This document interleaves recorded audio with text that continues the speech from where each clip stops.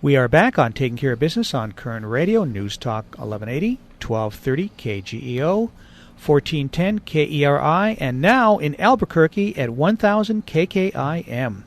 Our guest by phone, an old friend of the program, Doug Johnson. So, Doug, I didn't mean to interrupt you there, but talking about baseline budgeting, and you're right. So what they do is they stop the rate of increase from 7 to 6% and say we've cut the budget by 1%. In reality, all they're doing is still increasing it by 6%. Well, exactly, and you can't survive long term when you do that, and especially when you're already spending so much more than you bring in. We are so far in the hole anyway, and this is what people don't realize. They, for some reason, think there's this deep pocket that will never end, and it's set up for a disaster. And President Obama says we can fix this whole thing just by increasing taxes on rich people just a little bit, so it's fair for everybody. I'm very tired of that line, by the way. And yeah, really. What he doesn't do is explain, because I don't think he even really understands. Well, actually, he probably does understand. That's even scarier. That if we do what he says, it will bring up in another $85 billion a year in taxes, which is a lot of money. But it's nothing compared to what this government spends. We spend more than $1 trillion each year than we bring in revenue. To put it in comparison, if we change it to time instead of dollars, and we took 85 billion seconds and went back in time, it would be 683 BC. If we went back 1 trillion seconds, it would be 29,700 BC. About the time Clay was born. Yeah, probably the same time I was, too. But, what's scary here is that this 85 billion, well, certainly we'll take whatever we can to fix something if it was legitimate, but it really doesn't address the problem. It just lets us keep going in deeper and deeper. And now it's just come out in the last day that what we talked about at the beginning of the program, that they're asking for $1.6 trillion. They plan on settling for $1.2 trillion in increased taxes. So in addition to all the debt we keep raking up every year, we're going to add another $1.2 trillion to that. There is no intention whatsoever on the part of this president, as far as I'm concerned, to cut spending of any kind. He doesn't care, and I believe this goes to his Marxist ideology, his training from Saul Alinsky. His plan is to bring down the American economic system, to destroy it. And you do that by overloading it, and when it falls apart, then he can say, now we'll do it the right way, and he will bring in a true socialist Marxist form of government and form of economy, and that will really hurt our country. Doug, I tend to agree with you, and the scary thing is the Republicans unknowingly seem to be going along with it because, these guys have been around long enough to know that there's no way you can okay spending increases and wait till next year to look at spending, at cutting spending, because it's not going to happen. It's a fool's game that you can't win, and they're just playing politics, and it's to the detriment of the rest of us. Going back to the election for 1 second, there was one figure I saw just before the election that kind of concerned me. During Roosevelt's administration, every election he had, and he won overwhelmingly, he won in landslides, unemployment went up every 4 years. Well, it did, and people don't. In fact, I've been meaning to write a piece on this, an op-ed piece, and I just haven't had time to do it last few months. But people often think that Roosevelt was this great savior of the country, and he ended the Depression. The fact is he extended the Depression 8 to 10 years. Yes. Some people say 20 years. And one of the things he did was he forced increases in wages beyond what was reasonable that crippled companies and slowed the return to prosperity rate.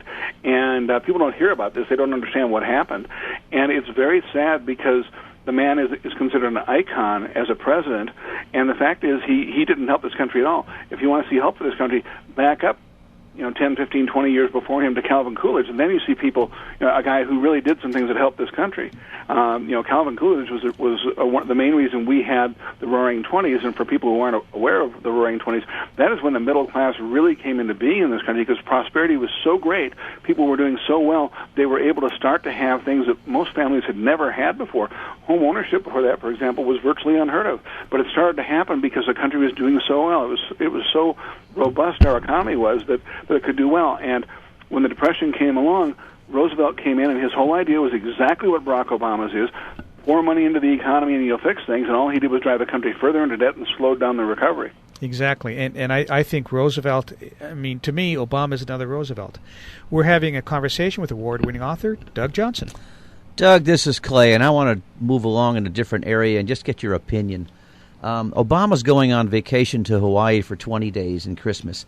Now, most presidents take their vacation after Christmas so their staffs can be with their families over the holidays. But he's going to spend $4 million, spend 20 days in Hawaii, take his entire staff and security and all the support personnel just so they can enjoy Christmas. What do you think of that? I guess my first response will be a question: is when have we seen him do something for other people? Well, but he supports the middle class. Yeah, right. I think that we see by their actions, because your actions show far more than your words do who you really are. And we see by the actions of the Obama family, not just President Obama, but his wife also, that they think they are privileged, that they are royalty. And I hate to inform them that America doesn't have royalty, contrary to what they may think. Frankly, I think it's disgusting. I think leadership means you always do what's best for your people first. And so and I've been a business owner. I know you guys are.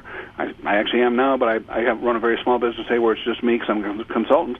But whenever I've had employees, it's always take care of them first, and then I do it afterwards. President George W. Bush, who I wasn't the hugest fan of, but I think he was a very good man, he would purposely stay in Washington at holidays and wait until after the holiday before he would leave town to go and have a little holiday, because he wanted his staff to be with their families. I think that was a wonderful, considerate idea on his part. And I think that's part of what leadership is. You look out for others first. And we don't see that in this president. No, not at all. I got a question for you on your book, because we can't leave without talking about it. That was a great book you wrote called No Tomorrows, and we all thought, how to halt America's imminent collapse and return to the American dream, and why it must start with the 2012 election.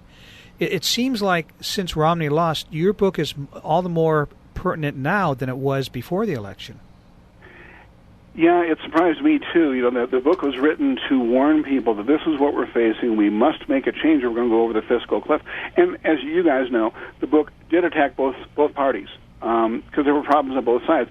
My claim was that we not only need a new president, we also need new people in the Senate and the House to move this country to a fiscally conservative mindset where we control we live within our means, to put it simply. And then we can start to pay off our debts and move the country in a positive direction, and we will see, as a result of that, we would see a huge boost in the economy. It would be very robust very quickly by doing that. And my warning was that if we don't do this, I believe that we will suffer huge financial losses and crisis before the end of the next president's term, which in this case is once again Barack Obama. And if Mitt Romney had been elected or anybody else and they had continued on the path that Barack Obama was on, we would still face the same problem. This is not just a single-person problem. And I thought, the election day hit and the results were in, and I thought, the book's done, that's fine. And I'm not kidding. The first thing in the morning, the next morning, my phone started ringing off the hook from radio show hosts saying, we need to talk to you because we think the book's more relevant now than ever. And it actually kind of surprised me. Now, I understand that the president is talking about a new $50 billion stimulus. What's that going to consist of? Do you know? I've been asking that question. I don't know yet. And so if you have heard anything, let me know. But, I guess my first thing would be is there is no place for a stimulus because we don't have the money to cover our expenses right now. And when people talk to me about, you can't cut this off and you can't cut that off, put it on a personal level. If you don't have the money, what do? You have to cut things even if you don't want to. And that's what this nation has to do. We have to quit being childish and demanding our way. We need to start saying, okay, if we want to survive, we want to have a nation that's solid for our children and our grandchildren, what do we have to do? And that means we have to tighten our belts. Exactly. Doug, we've got about 35 seconds left, so tell us where where our listeners can get your book. Well, the website for the book is still up and running. It's notomorrows.com, or they can go to my website, DougJohnsonOnline.com. And either one of those will get you to links that will show you where you can buy the book and what versions are available. And I highly recommend the website, too. Your website has a lot of great articles, and plus your management books are fantastic. Many are called, but few can manage, How to Succeed in Management. You Sold Me at Hello, How to Get People to Buy Without Being a Salesman. So your books are fantastic, and Doug, we would love to have you back. I'd be happy to anytime, guys. I think we're of like mind and heart. And by the way, congratulations on your added station in Albuquerque. I live, as you know, in Colorado and have spent a lot of time down in New Mexico. It's a wonderful state, wonderful people. I love going down there. And so I will encourage you for your listeners Sunday. You need to go to Albuquerque and meet your listeners because they're great people down there. Thank you, Doug. We'll be back in 167 hours on Taking Care of Business on Koerner Radio News Talk 1180.